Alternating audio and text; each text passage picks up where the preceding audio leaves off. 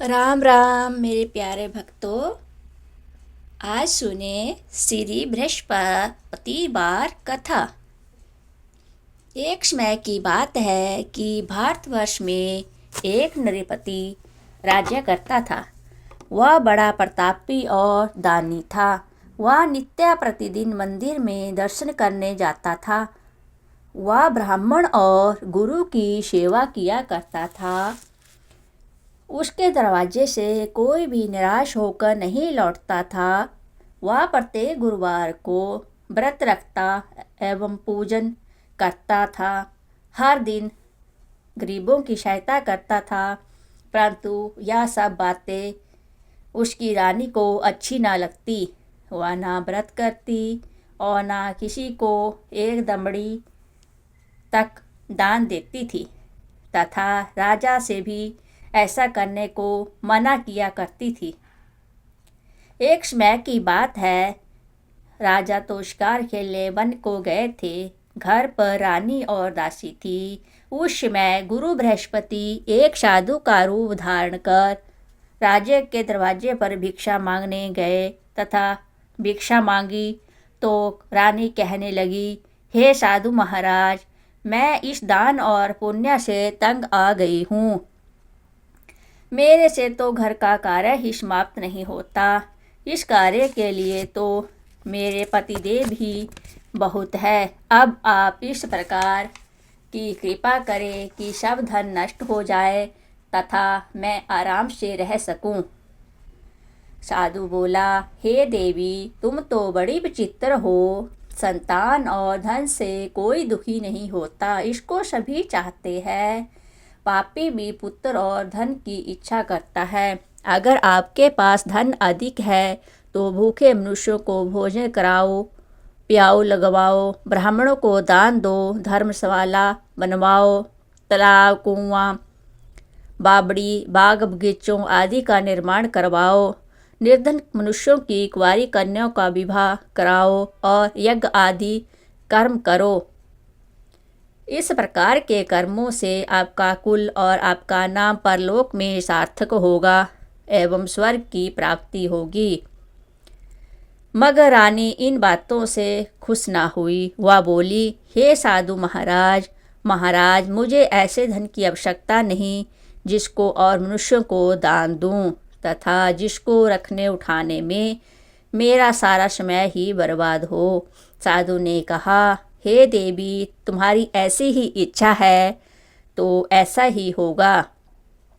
मैं तुम्हें बताता हूँ, वैसा करना। बृहस्पतिवार के दिन घर को गोबर से लिपना, अपने केशों को धोना, केशों को धोते समय भी स्नान भी करना। राजा से कहना कि वह हजामत करवाए। भोजन में मांस मंद्रा खाना, कपड़ा धोबी के यहाँ धुलने डालना। इस प्रकार 7 बृहस्पतिवार करने से तुम्हारा सब धन नष्ट हो जाएगा। ऐसा कहकर साधु अंतर्ध्यान हो गए।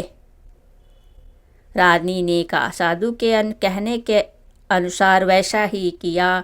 3 बृहस्पतिवार ही बीते थे कि उसका समस्त धन नष्ट हो गया और भोजन के लिए दोनों समय तरसने लगे, संसारिक भोगों से दुखी रहने लगे। तब राजा रानी से कहने लगा कि रानी, तुम यहाँ पर रहो, मैं दूसरे देश को जाऊँ, क्योंकि मुझे यहाँ पर सभी मनुष्य जानते हैं, इसलिए कोई कार्य नहीं कर सकता। देश चोरी परदेश भीख बराबर है। ऐसा कहकर राजा परदेश चला गया। वहाँ पर वह जंगल को जाता, लकड़ी काटकर लाता और शहर में बेचता। इस तरह जीवन व्यतीत करने लगा। इधर राजा के घर रानी और दासी दुखी रहने लगी। किसी दिन भोजन मिलता और किसी दिन जल पीकर ही रह जाती। एक समय रानी और दासी को 7 रोज बिना भोजन के व्यतीत हो गए तथा रानी ने अपनी दासी से कहा, हे दासी, यहाँ पास ही की नगर में मेरी बहन रहती है। वह बड़ी धनवान है। तू उसके पास जा और उससे 5 सेर गेहूँ मांग ला, जिससे कुछ समय के लिए गुजर हो जाएगी। इस प्रकार रानी की आज्ञा मान दासी उसकी बहन के पास गई। रानी की बहन उस समय पूजा कर रही थी, क्योंकि उस रोज बृहस्पतिवार था। जब दासी ने रानी की बहन को देखा तो उससे बोली, हे रानी, तुम्हारी बहन ने मुझे भेजा है, मेरे लिए 5 सेर गेहूँ दे दो। इस प्रकार दासी ने अनेक बार कहा, परंतु रानी ने कुछ उत्तर ना दिया, क्योंकि उस समय बृहस्पतिवार की कथा सुन रही थी। इस प्रकार जब बांदी को किसी प्रकार का उत्तर नहीं मिला तो वह बहुत दुखी हुई एवं क्रोध भी आया और लौटकर अपने गांव रानी के पास आकर बोली, हे रानी, तुम्हारी बहन ने बहुत ही अभिमानी है। वह छोटे मनुष्यों से बात भी नहीं करती, इसलिए मैंने उससे कहा सो उसने कोई उत्तर नहीं दिया। मैं वापस चली आई। रानी बोली, हे दासी, उसका कोई दोष नहीं है। जब बुरे दिन आते हैं तब कोई सहारा नहीं देता। अच्छे पुरख का पता आपत्ति में ही आकर लगता है। जो ईश्वर की इच्छा होगी वही होगा। यह सब हमारे भाग्य का दोष है। इधर उस रानी ने देखा कि मेरी बहन की दासी आई थी, परंतु मैं उससे नहीं बोली। इससे वह बहुत दुखी हुई होगी। या सोच कथा को सुन और विष्णु भगवान का पूजन समाप्त कर रानी बहन के घर चल दी और जाकर अपनी बहन से कहने लगी कि हे बहन, मैं बृहस्पतिवार का व्रत कर रही थी, तुम्हारी दासी गई, परंतु जब तक कथा होती है तब तक लोग ना उठते हैं ना बोलते हैं, इसलिए मैं ना बोली। कहो दासी क्यों गई थी? रानी बोली, बहन, हमारे अनाज नहीं था। वैसे तुमसे कोई बात छिपी नहीं है, इस कारण मैंने दासी को तुम्हारे पास 5 सेर गेहूँ लेने के लिए भेजा था।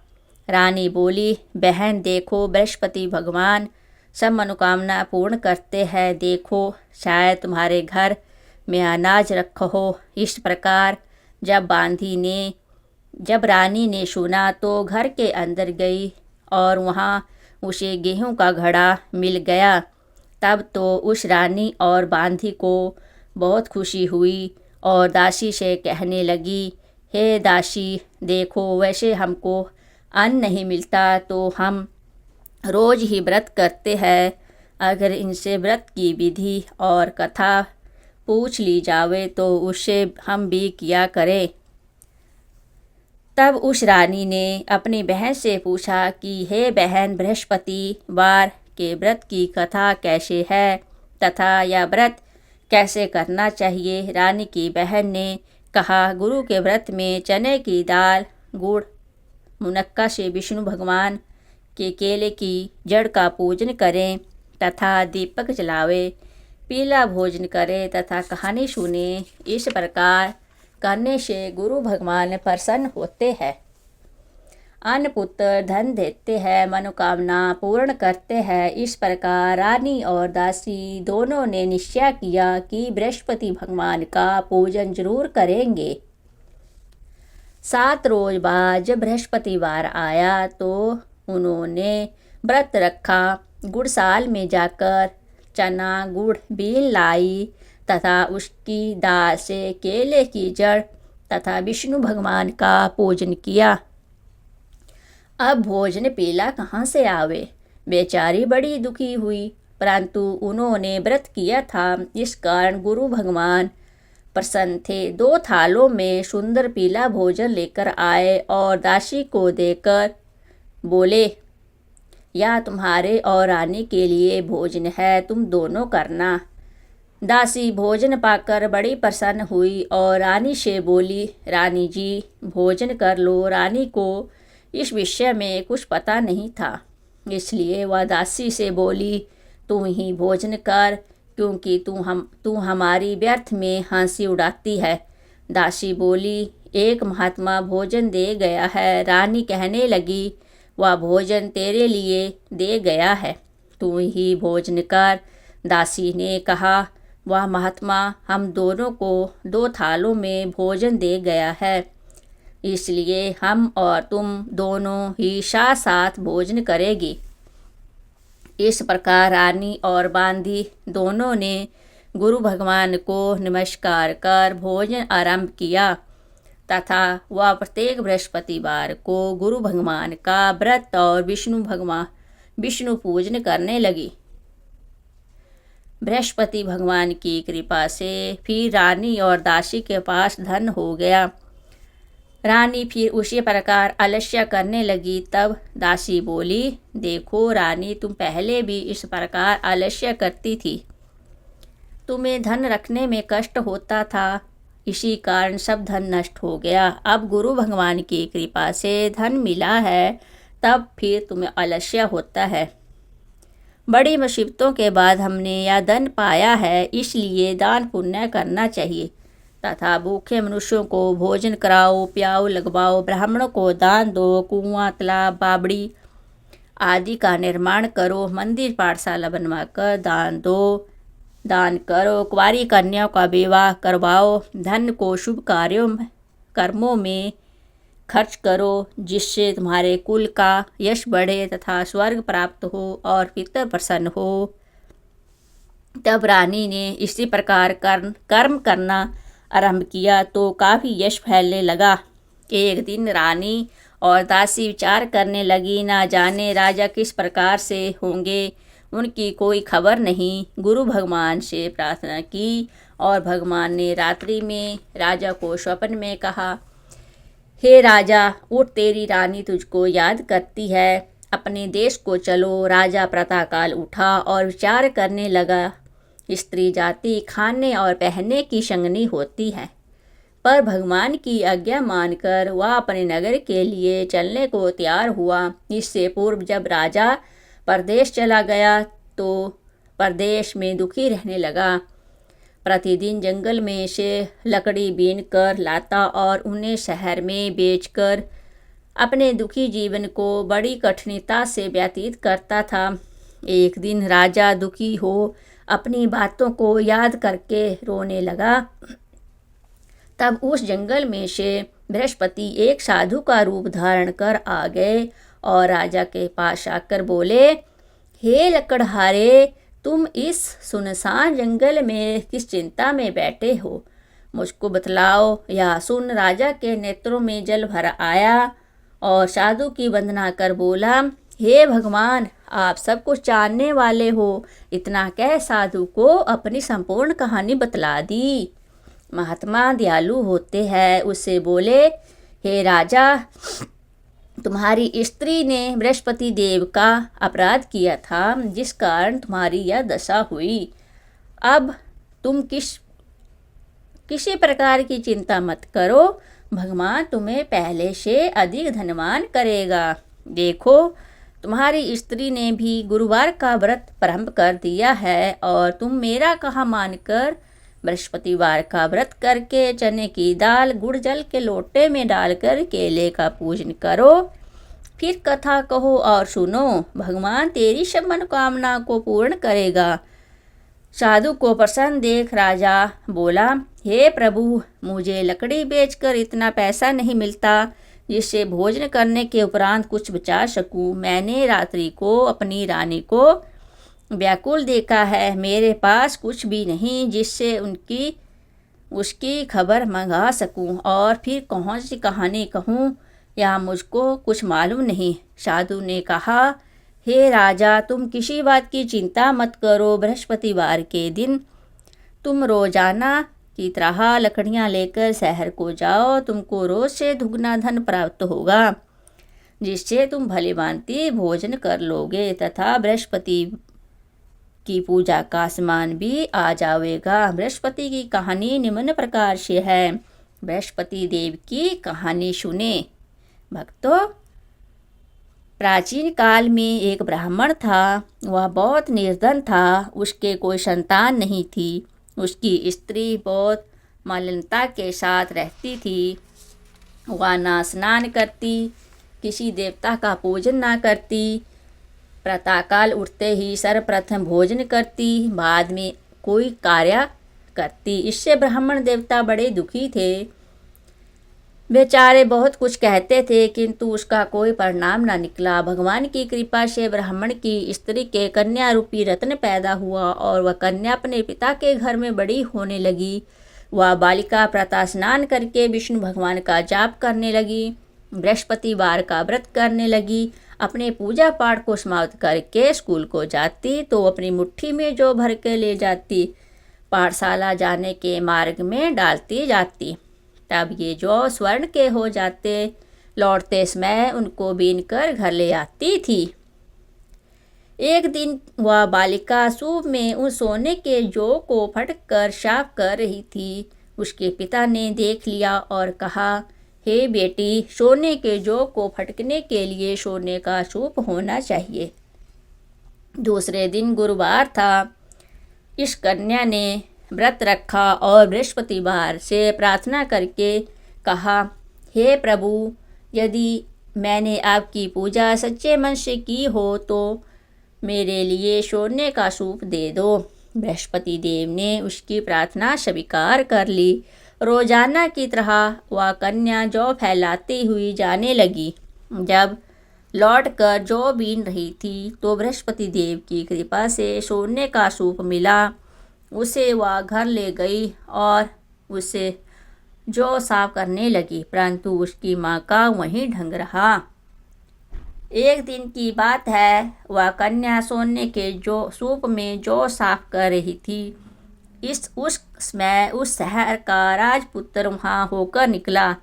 इस कन्या के रूप और कार्य को देखकर मोहित हो गया तथा अपने घर आकर भोजन तथा जल त्याग कर उदास होकर लेट गया। राजा को इस बात का पता लगा तो अपने प्रधानमंत्रियों के साथ उसके पास गए और बोले, हे बेटा, तुम्हें किस बात का कष्ट है? किसी ने अपमान किया है अथवा कोई और कारण हो सो कहो, मैं वही कार्य करूँगा जिससे तुम्हें प्रसन्नता हो। राजकुमार ने अपने पिता की बातें तो वह बोला, मुझे आपकी कृपा से किसी बात का दुख नहीं है, किसी ने मेरा अपमान नहीं किया है, परंतु मैं उस लड़की के साथ विवाह करना चाहता हूँ जो सोने के सूप में जौ साफ कर रही थी। यह सुन राजा आश्चर्य में पड़ा और बोला, हे बेटा, इस तरह की कन्या का पता तुम ही लगाओ, मैं उसके साथ तेरा विवाह अवश्य करवा दूंगा। राजकुमार ने उस लड़की के घर का पता बतलाया। तब मंत्री उस लड़की के घर गए और ब्राह्मण देवता को सभी हाल बतलाया। ब्राह्मण देवता राजकुमार के साथ अपनी कन्या का विवाह करने के लिए तैयार हो गया तथा विधि विधान के अनुसार ब्राह्मण की कन्या का विवाह राजकुमार के साथ हो गया। कन्या के घर से जाते ही पहले की भांति उस ब्राह्मण देवता के घर में गरीबी का निवास हो गया। अब भोजन के लिए भी अन्न बड़ी मुश्किल से मिलता था। एक दिन दुखी होकर ब्राह्मण देवता अपनी पुत्री के पास गए। बेटी ने पिता की दुखी अवस्था को देखा और अपनी माँ का हाल पूछा। तब ब्राह्मण ने सभी हाल कहा। कन्या ने बहुत सा धन देकर अपने पिता को विदा कर दिया। इस तरह ब्राह्मण का कुछ समय सुखपूर्वक व्यतीत हुआ। इस कुछ दिन बाद फिर वही हाल हो गया।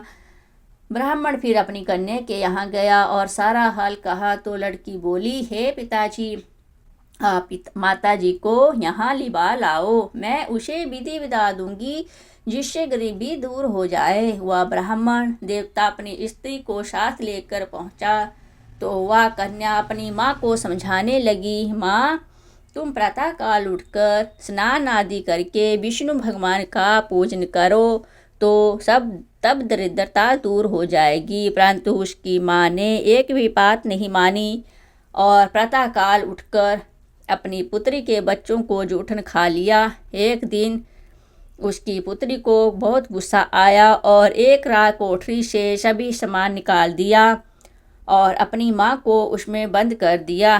प्रातःकाल उसमें से निकाला तथा स्नान आदि करा के पाठ कराया तो उसकी माँ की बुद्धि ठीक हो गई और प्रत्येक बृहस्पतिवार को व्रत रखने लगी। इस व्रत के प्रभाव से उसकी माँ भी बहुत धनवान और पुत्रवती हो गई और बृहस्पति जी के प्रभाव से स्वर्ग को प्राप्त हुई तथा वह ब्राह्मण भी सुखपूर्वक इस लोक का सुख भोग कर स्वर्ग को प्राप्त हुए। इसी तरह कहानी कहकर साधु देवता वहाँ से लोप हो गए। धीरे धीरे समय व्यतीत होने पर वहीं बृहस्पतिवार का दिन आया। राजा जंगल से लकड़ी काटकर शहर में बेचने गया। उसे उस दिन और दिन से अधिक पैसा मिला। राजा ने चना गुड़ लाकर गुरुवार का व्रत किया। उस दिन से उसके सभी क्लेश दूर हुए। परंतु जब दोबारा गुरुवार का दिन आया तो बृहस्पतिवार का व्रत भूल गया। इस कारण बृहस्पति भगवान नाराज हो गए। उस दिन उस नगर में राजा ने विशाल यज्ञ का आयोजन किया तथा शहर में घोषणा करवा दी कि कोई भी मनुष्य अपने घर भोजन न बनवावे, न आग जलावे। समस्त जनता मेरे यहाँ भोजन करने आवे। इस आज्ञा को जो ना मानेगा उसके लिए फांसी की सजा दी जाएगी। इस तरह की घोषणा संपूर्ण नगर में करवा दी गई। राजा की आज्ञा अनुसार शहर के सभी लोग भोजन करने गए, लेकिन लकड़हारा कुछ देर से पहुंचा, इसलिए राजा उसको अपने साथ घर लिवा ले गए और ले जाकर भोजन करा रहे थे तो रानी की दृष्टि उस खूंटी पर पड़ी जिस पर उसका हार लटका हुआ था। वह वहाँ पर दिखाई न दिया। रानी ने निश्चय किया कि मेरा हार इसी मनुष्य ने चुरा लिया है। उसी समय सैनिकों को बुलाकर उसको जेल खाने में डलवा दिया। वह राजा जेल में पड़ गया और वहाँ वह बहुत दुखी होकर विचार करने लगा, ना जाने कौन से पूर्व जन्म के कर्म से मुझे यह दुख प्राप्त हुआ है। उसी साधु को याद करने लगा जो जंगल में मिला था। उसी समय तत्काल बृहस्पति देव साधु के रूप में प्रकट हुए और राजा को देखकर कहने लगे, मूर्ख, तूने बृहस्पति देवता की कथा नहीं की, इस कारण तुझे यह दुख प्राप्त हुआ है। अब चिंता मत कर। बृहस्पतिवार के दिन जेलखाने के दरवाजे पर 4 पैसे पड़े मिलेंगे। उनसे तुम बृहस्पति देव की पूजा करना, तेरे सभी कष्ट दूर हो जाएंगे। बृहस्पतिवार के रोज उसे 4 पैसे मिले। राजा ने कथा कही। रात्रि को बृहस्पति देव ने उस नगर के राजा को स्वप्न में कहा, हे राजा, तुमने जिस आदमी को जेल खाने में दिया है वह निर्दोष है, वह राजा है, उसे छोड़ देना।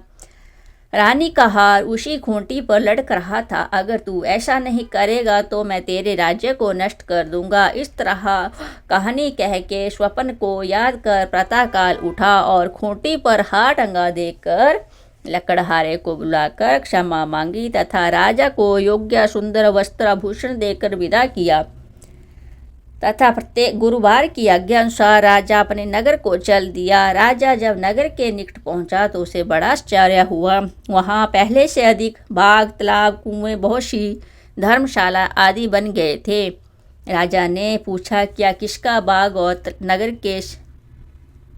नगर के सब लोग कहने लगे, तब यह वह सब रानी और बांधी का बनाया हुआ है।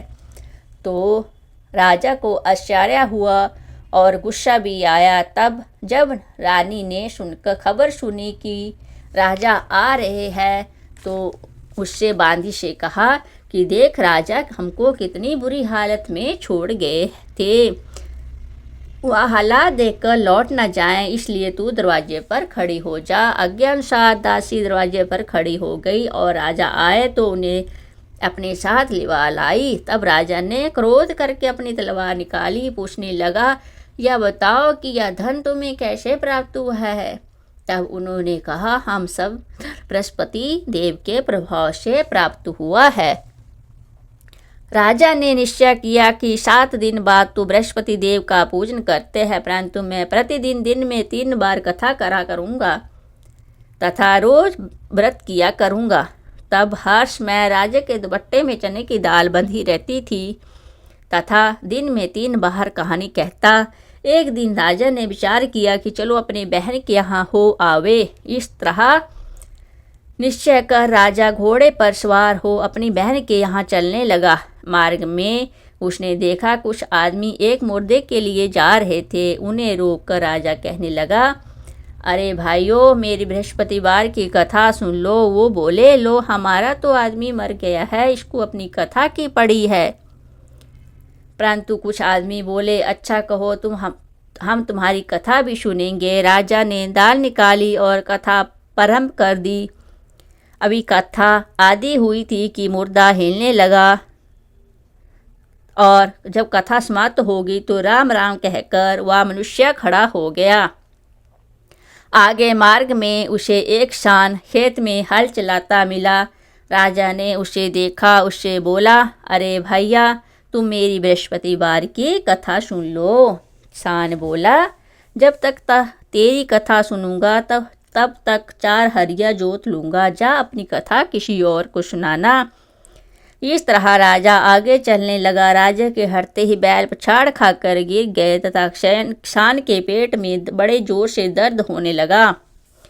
उस समय उसकी माँ रोटी लेकर आई। उससे जब देखा तो अपने पुत्र से सभी हाल पूछा। बेटे ने सभी हाल कह दिया तो बुढ़िया दौड़ी दौड़ी घुड़सवार के पास गई और उससे बोली, मैं तेरी कथा सुनूंगी, तू अपनी कथा मेरे खेत पर चलकर सुनाना।